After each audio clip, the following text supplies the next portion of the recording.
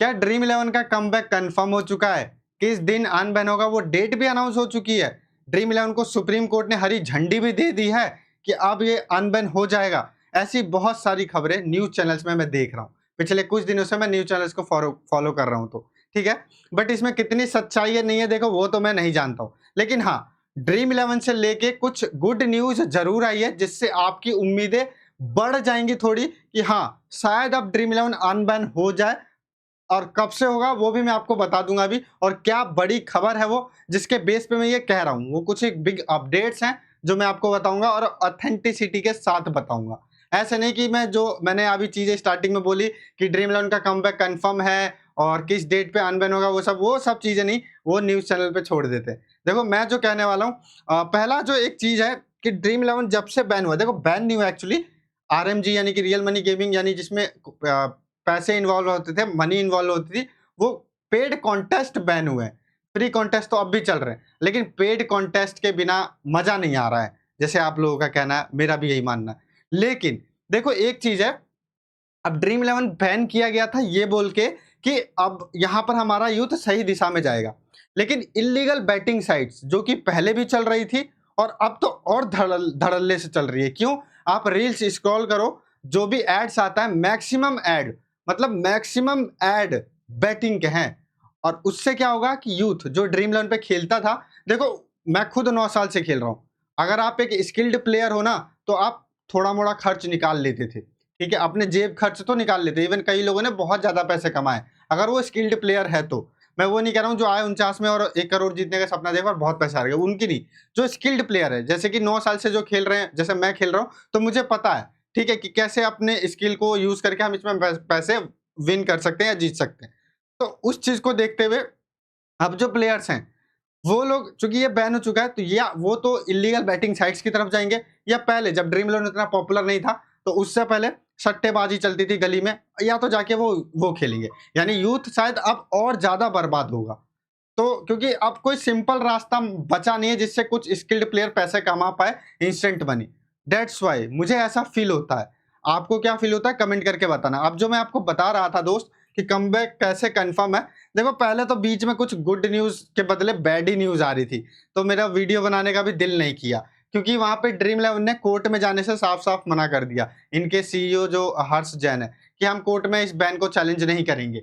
फिर games craft का पता चला कि ये जाएंगे, लेकिन फिर इन्होंने भी अपने कदम पीछे खींच लिए। उसके बाद जूपी का भी पता चला।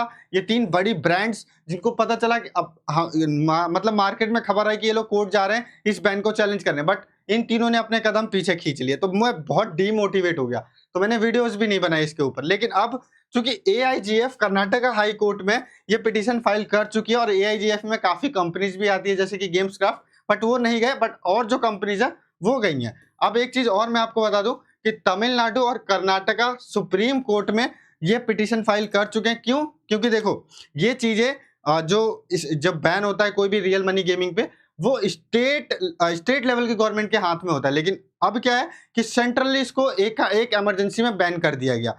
तो उस चीज को लेके इन्होंने भी ऑब्जेक्शन उठाया है।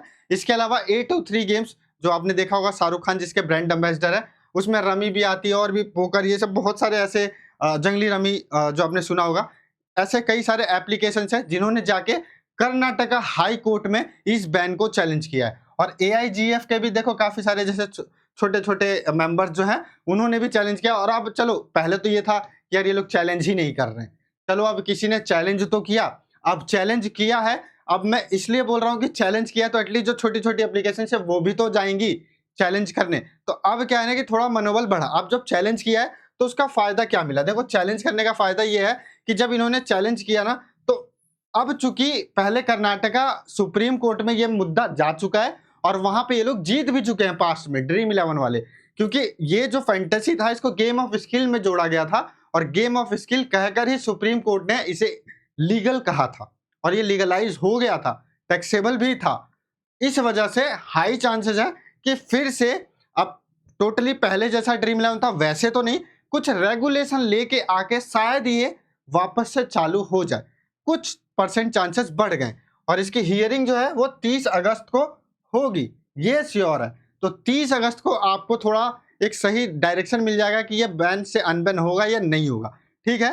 ये न्यूज़ है जो कि मुझे जो न्यूज़ देखो अभी मैंने सुनी है जो न्यूज़, इसके अलावा जो और न्यूज़ आप देख रहे हो न्यूज़ चैनल्स पे वो थोड़ा-सा आपको मिसलीड कर सकती है। अब देखो, ऐसा क्यों हो सकता है, क्यों चांसेस बढ़ सकते हैं? कॉन्स्टिट्यूशन काउंटर पॉइंट्स जो मैंने आपको पिछली कई वीडियोज़ में बताए हैं, वही स्टेट लेवल और सेंट्रल लेवल का। इसके अलावा वही चीज़ जो मैंने आपको बताया, ब्लैंकेट बैन ऐसे ही रातों-रात कर दिया बिना किसी सोच समझ के। उसमें काफ़ी सारे कॉन्स्टिट्यूशन के पॉइंट्स थे जो वायलेट हो रहे थे। वो सारी चीज़ें हैं। रेगुलेशन लेके आया जा सकता था, वो नहीं लेके आया गया, डायरेक्टली ब्लैंकेट बैन कर दिया गया। तो ऐसे बहुत सारे पॉइंट्स हैं जिसको ये जो एप्लीकेशंस है, ये जो कंपनीज़ है, ये जाके कोर्ट में अगर रखती हैं सामने, तो सुप्रीम कोर्ट देखो असली आस रहता है सुप्रीम कोर्ट से कि वो ऐसे ही गवर्नमेंट की हर चीज़ पे सपोर्ट नहीं करेगी। सब कुछ देखेगी, इधर का भी, उधर का भी। फिर क्या सही है, वो चीज़ वो करेगी। तो उससे बहुत उम्मीदें बढ़ जाती हैं और यही रीज़न है कि 30 अगस्त का आप वेट करो। 30 अगस्त तक आपको टोटली पता चल जाएगा कि ये केस किस डायरेक्शन में जाता हुआ दिख रहा है।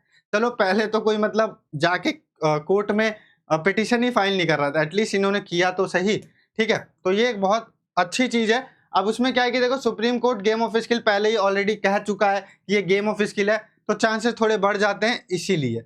अब इसमें बहुत सारी चीज़ें हैं जो हमें समझने की ज़रूरत है कि अब देखो मैंने जब ये वीडियो बनाया, इससे पहले भी मैंने कई वीडियो बनाए थे, तो उसमें जब मैंने बताई थी चीज़ें वो सब जाके फेल हो जाती हैं आगे।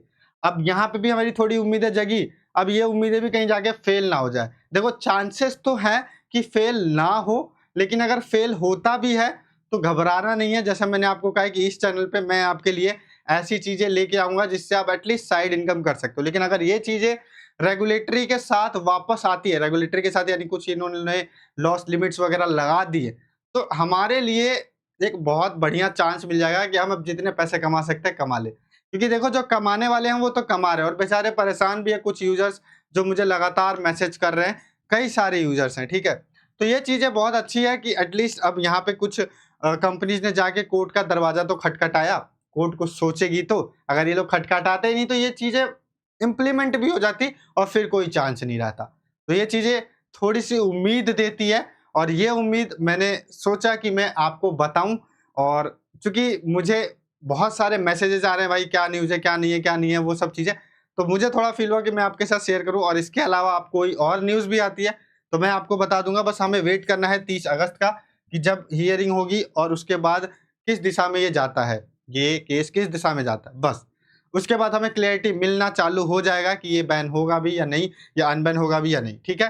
तो बस वेट करो 30 अगस्त का और प्रे करना कि यार हमारे पक्ष में कुछ चीज़ें आएँ, जिससे हम लोग भी जिस तरह से पहले हम लोग फैंटेसी खेलते थे, मैचेस देखने में मज़ा आता था, वैसे आए। और देखो मेरे हिसाब से तो आ जाना चाहिए क्योंकि देखो और भी बहुत सारी चीज़ें टबैको है और अल्कोहल है, ये सब बैन नहीं है।